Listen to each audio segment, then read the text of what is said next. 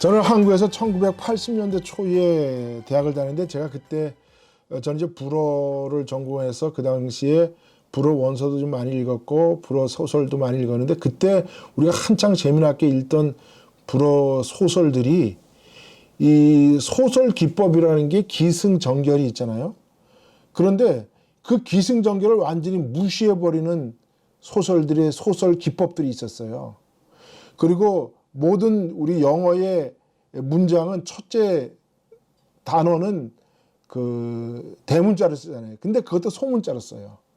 그래가지고 기존에 있던 질서들을 다 무너뜨리는 생각과 사고와 철학과 이런 것들을 다 무너뜨리는 이러한 해체주의가 자크 데리다라는 사람에 의해서 해체주의가 형성됐고요. 그 다음에 우리가 잘 아는 미셸 푸코 뭐 이런 사람들이 여기에 동조하면서 불란서에부터 유럽이 서서히 해체주의 문화 속으로 빠져들어갑니다.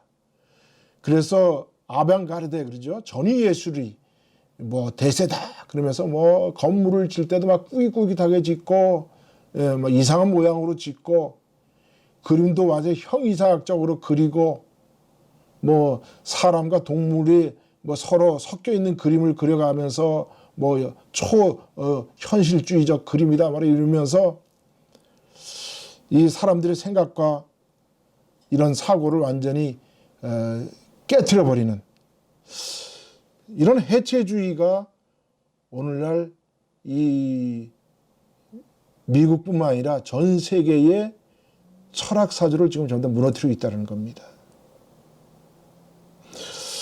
그래서 이들의 기본적인 건 뭐냐 하면 이 해체주의자들에 의하면 야 선악이 어딨냐, 진리와 거짓이 어딨냐, 야 우리가 보이는 현상, 눈에 보이는 것, 본질 그런 것들을 위해서 본질이 뭐냐, 우리한테 좋고 이로운 것은 다 우리의 본질이야. 네. 남성과 여성이 어딨냐, 흑인과 백인이 어딨냐, 이런 거 전부 다 어떤 이원적인 대립을 전부 다 무너뜨리는 거예요.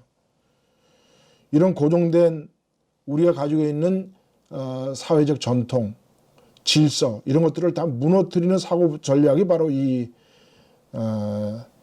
해체주의입니다.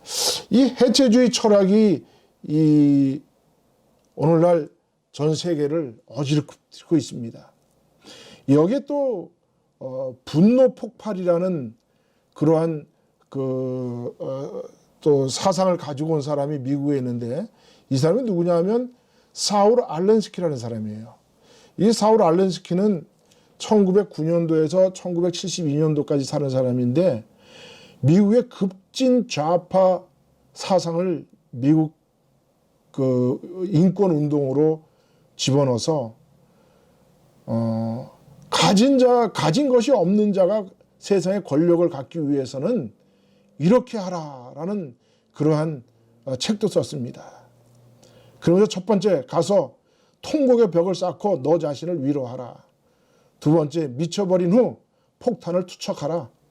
세 번째 그리고 교훈을 얻어서 고향으로 가서 조직화하고 힘을 모아 다음 전당대회에서 너 자신이 대의원이 되라. 이렇게 외치면서 급진 좌파 운동을 벌였던 사람이 바로 이 사울 알렌스키입니다. 이 사람의 사고와 그 다음에 자크 데리다의 그 해체주의가 거의 비슷해요. 모든 사회적 전통과 질서를 무너뜨리려고 하는 거죠. 근데 이 사울 알렌스키가 미국의 좌파 운동가들의 대부입니다. 이 사울 알렌스키가. 이 사람의 후계자가 누구냐면 버락 오바마예요.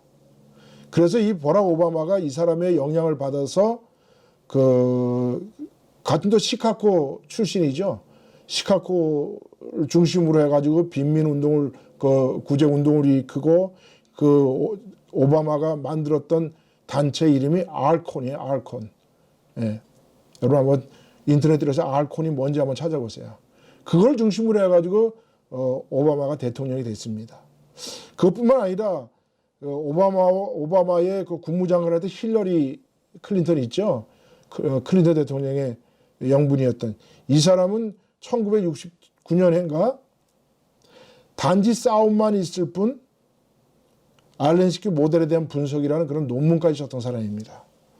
자, 이 사람들이 미국의 정치를 8년간 그 정치를 했고, 또 이 두 사람이 지금 트럼프 대통령의 그 정치 철학을 무너뜨리고 자기들이 다시 이 미국의 좌파 운동을 일으키자고 하는 그 선거, 이번에 대선의 싸움이었어요.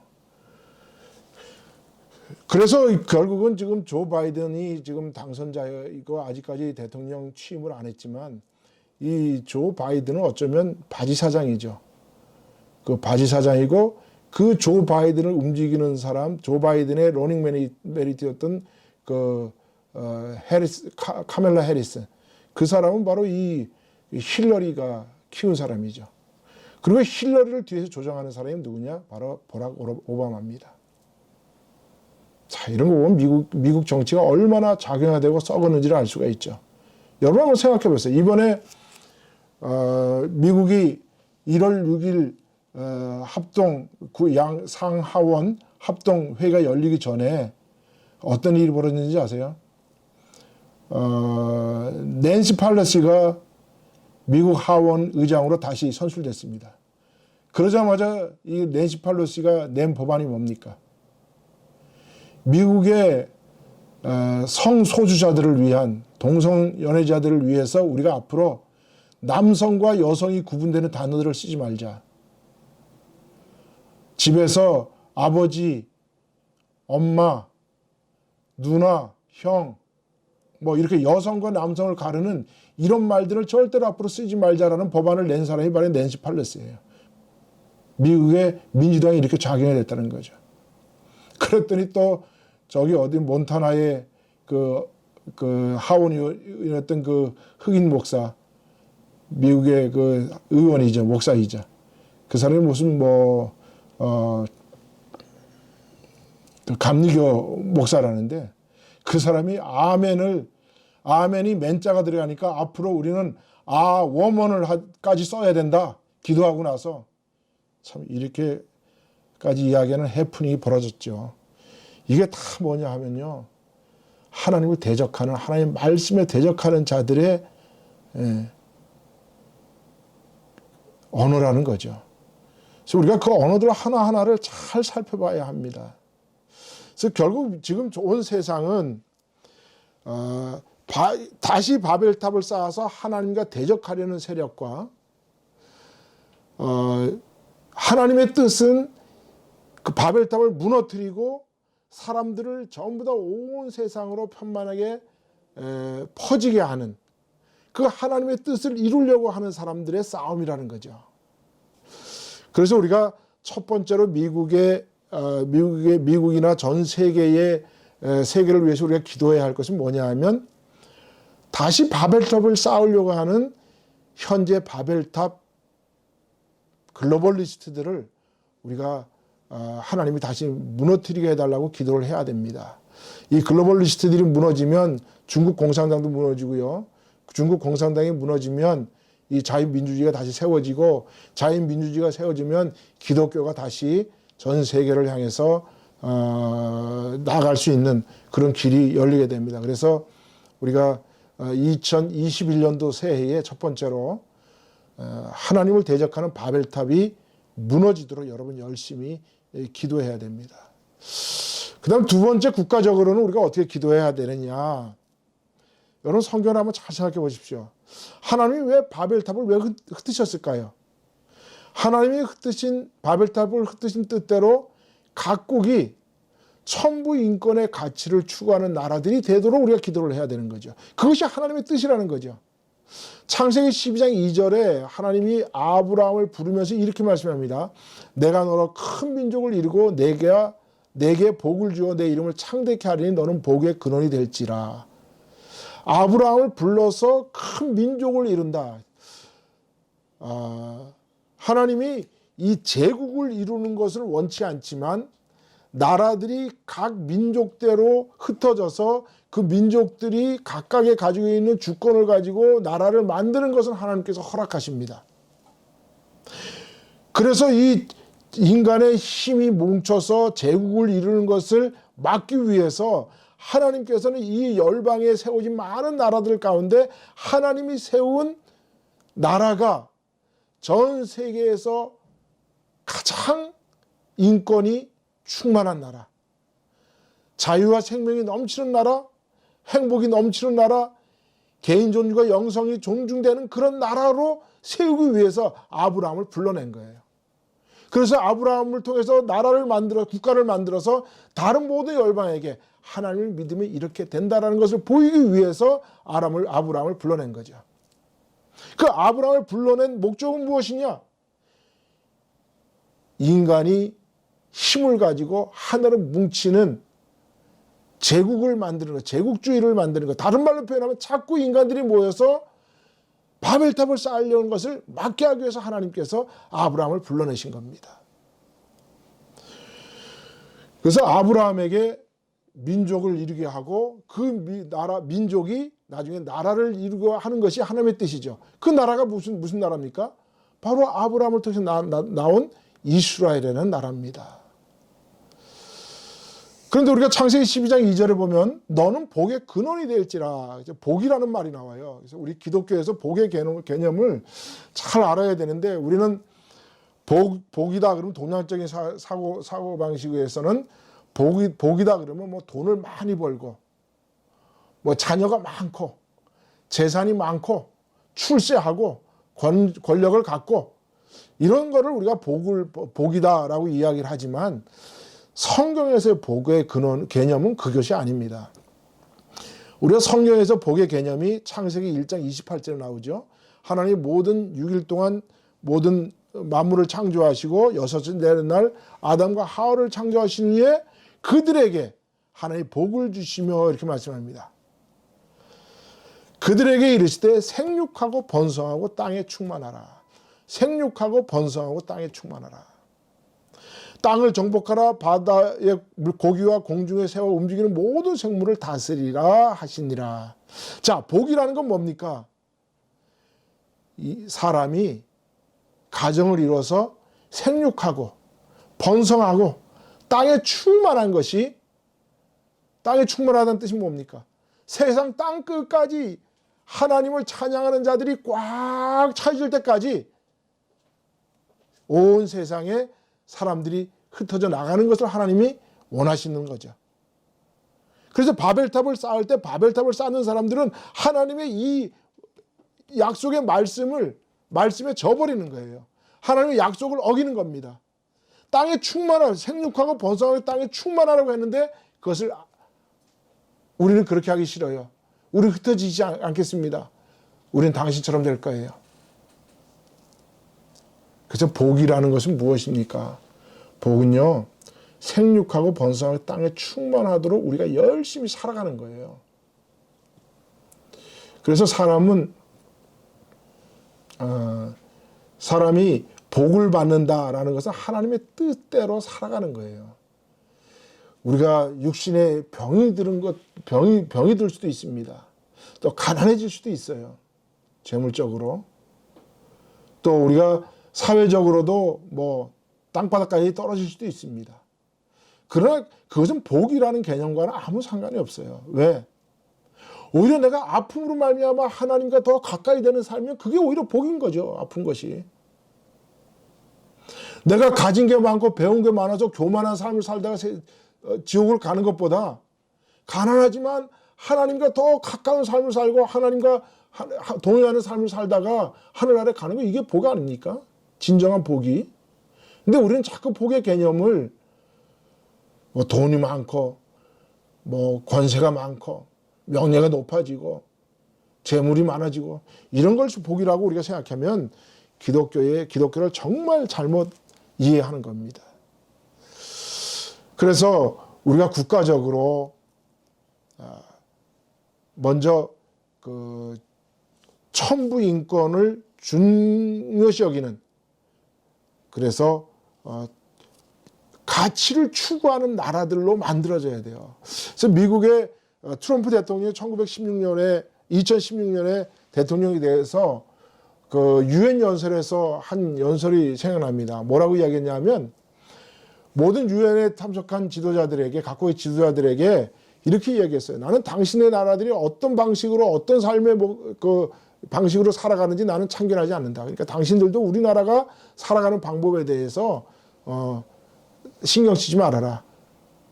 그러나 각 나라들은 각 국민들을 자유와 생명이 넘치는 나라로, 행복을 주는 나라로 그렇게 나아가야 된다. 그러나 딱 한 가지 안 되는 것, 그거는 사회주의와 공산주의는 안 된다.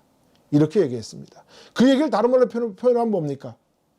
하나님이 주신 천부인권의 가치를 추구하는 나라들이 돼야 된다는 겁니다. 그래서 국가는 자유와 생명과 평등과 행복이 넘쳐나는 그런 나라들이 돼야 되는 거예요. 그래서 미국이라는 나라는 원래 성경에서, 제가 지난번에도 잠깐 그런 말씀을 드렸는데요. 성경에서 하나님이 만드신 나라야, 하나님의 천부 인권을 위해서 만들어진 나라가 세 나라가 있어요.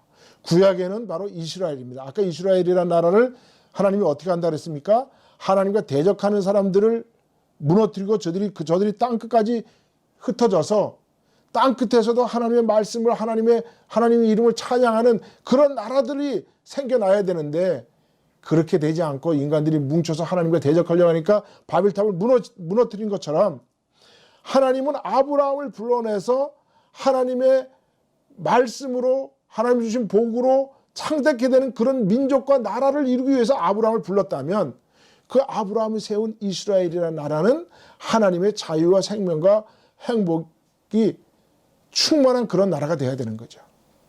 그런데 이스라엘이라는 나라가 나중에, 우리가 이제 다음 시간에 이제 우리가 함께 생각해 보지만, 그 이스라엘이라는 나라가 왕정 제도를 만들어서 나라를 오히려 백성들을 노예화시키고 하나님의 뜻에 져버리는 그런 나라가 되어버렸죠.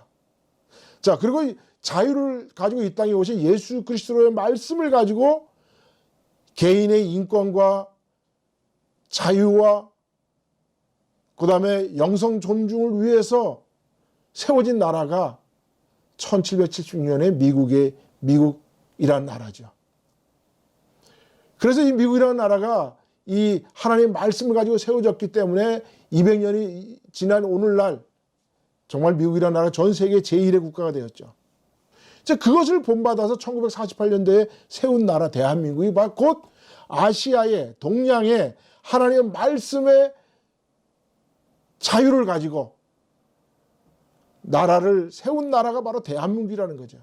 그 대한민국이라는 나라로 말미암아 하나님의 말씀이 동방에, 아시아에, 땅끝까지 전파되도록 하기 위해서 그 말씀으로 세워진 나라가 이렇게 잘 사는 나라가 되었다. 그것을 보여주기 위해서 대한민국이 세워진 거예요. 이런 국가들이 돼야 되는 거죠. 하나님 말씀으로 세워진 나라들은 지금까지 어떻게 됐습니까? 세상의 지도를 펴놓고 국가에 잘 사는 나라, 못 사는 나라를 이렇게 구별해 보세요. 결국 기독교가 들어간 나라는 자유와 생명과 인권이 존중되는 나라, 선진국이 되었고요. 기독교가 들어가지 않은 나라는 아직까지도 후진국 서류를 면면하고 있잖아요. 아직까지 왕정제도가 있고 사람의 개인과 인권이 존중되지 않고 무시당하는 그런 나라들이 되어버리고 말았죠. 그러니까 결국 국가들은 하나님의 아브라함을 불러낸 뜻을 이루는 국가가 돼야 돼요. 아브라함에게 내가 너를 창대케 하고 너로 말미암아 복의 근원이 되게 할지라는 그 약속을 아브라함에 해주셨잖아요. 그 약속을 오늘 우리들도 아브라함처럼 받고 실천해 나가야 된다는 그런 국가가 되어져야 된다는 겁니다.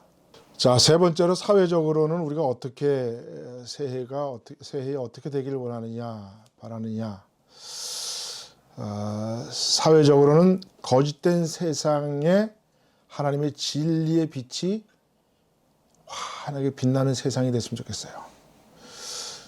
왜 그러냐 하면, 여러분, 우리가 세상이 진실된 곳인가요? 거짓된 곳인가요?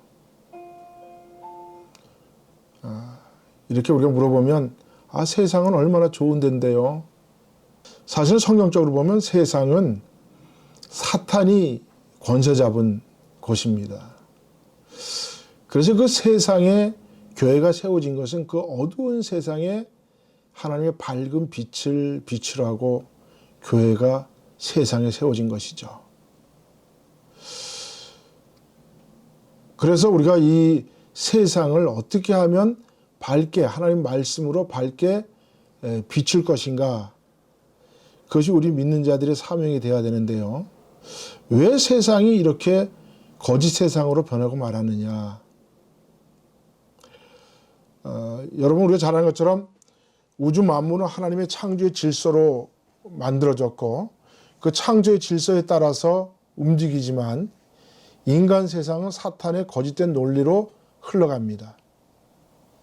맞아요? 사람들은 이렇게 하면 뭐 세상이 어디 거짓된 사탄이 세상입니까? 라고 반문할 수도 있겠지만요. 창세기에 보면, 창세기 3장에 보면 사탄이 아담과 하와를 꾀이기 위해서 거짓말을 합니다. 창세기 3장에 보면 이렇게 이야기를 해요. 하나님께서 분명히 아담에게 이렇게 이야기하죠. 선악과를 가르쳐주면서 내가 이 동산에 있는 모든 과실은 내가 임의로 먹을 수 있으나 선악을 알게 하는 나무의 열매는 먹지 말라. 먹는 날에는 내가 정녕 죽으리라. 그런데 창세기 3장에 보면 사탄이 하와에게 이렇게 꽂힙니다. 하나님이 너더러 동산에 있는 모든 과일을 먹지 말라고 하더냐? 하나님 말씀에 정반대로 말하죠. 그러니까 그 전까지만 해도 그렇게 안 보였는데 사탄이 그렇게 물어보니까 하와가 정말 에덴에 있는, 동산에 있는 모든 과실을 하나님이 먹지 말라고 했던가? 의심하게 되죠. 그래서 의심으로부터 이제 죄가 나오는 것입니다. 그러면서 사탄이 이렇게 이야기합니다. 내가 그 선악과 열매를 먹으면 내 눈이 밝아져서 하나님처럼 되고 선악을 알게 되고 너는 영원히 죽지 않는다. 인류 최초의 거짓말이죠. 자, 선악과를 먹으면 내 눈이 밝아져서 하나님같이 되고 선악을 알게 되고 영원히 죽지 않는다. 여러분, 이게 사실인가요? 진실인가요? 그런데 이것이 거짓이죠. 하나님께 분명히 말했어요. 네가 선악과를 먹는 날에는 정녕 내가 죽으리라. 그런데 성경을 보면요, 아담과 하와가 그것을 먹었는데도 안 죽어요. 아마 아담이 그리고 나서도 한참 살다가 930년을 살다 죽었거든요. 그러면 하나님이 거짓말 하셨나요? 아니죠. 아담과 하와가 무엇이 죽었을까요? 그렇습니다. 영적 생명이 죽었다는 거예요. 영적 생명. 진실과 진리가 달려있는 하나님의 말씀 믿는 그 진실이 인간에게서 사라져버렸다는 겁니다. 그랬더니 정말 그 말을 듣고요, 하와가 선악과를 쳐다보니까 선악과가 어떻게 보였습니까? 먹음직해 보이고 보암직해 보이고 먹으면 지혜롭게 할 만큼 탐스럽게 보였죠. 바로 이것이 인간의 욕심입니다. 먹음직해 보이고 보암직해 보이고 먹으면 지혜롭게 할 만큼 탐스럽게 보였다. 탐욕이 몸에 들어오게 된 거죠. 그래서 사도 요한은 이거를 요한일서 2장 16절에는 이렇게 표현하죠. 인간에게는 육신의 정욕, 안목의 정욕, 이생의 자랑이라는 욕심이 있다. 이것을 버려야 산다라는 겁니다. 정말 이들이 선악과를 먹고 났더니 이들의 눈이 밝아졌는데 어떤 눈이 밝아졌습니까? 보지 말아야 할 것을 보게 되고 보아야 할 것은 보지 못하는 이런 존재가 되어버리고 말았다는 거죠. 두 번째로 하나님처럼 된다. 그래서 이들이 열심히 바벨탑을 쌓았잖아요. 지금도 바벨탑을 쌓으려는 사람들이 제국을 만들어서 힘과 권력을 가지고 제국을 만들어서 사람들을 다스리려고 지금도 엄청나게 힘을 모으고 또 무기를 모으고 권력을 모으고 하잖아요. 여러분, 인간은 아주 연약한 존재예요.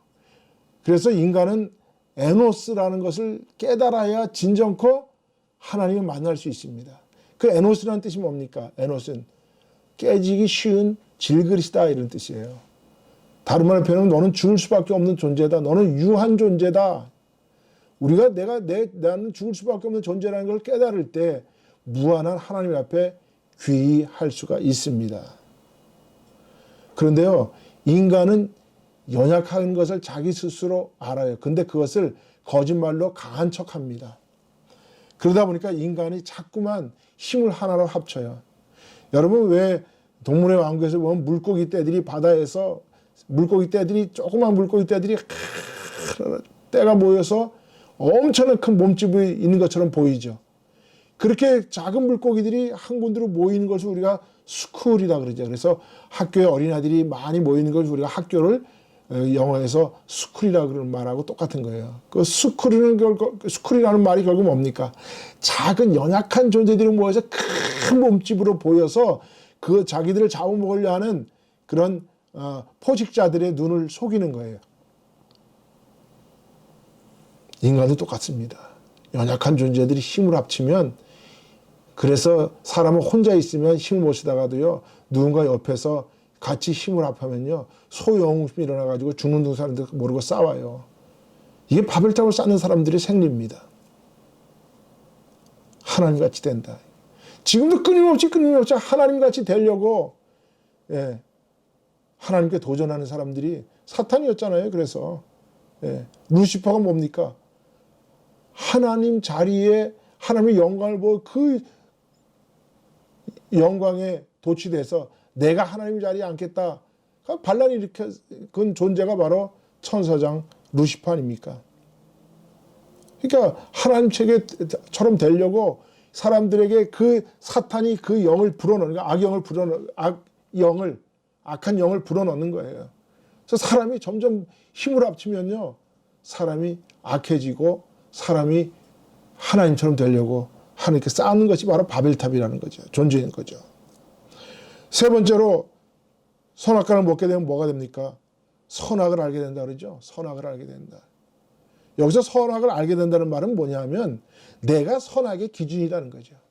선악의 기준이다. 여러분, 세상이 왜 이렇게 점점점 악해집니까? 그 이유는 뭐냐면 사사기에 그렇게 이야기를 합니다.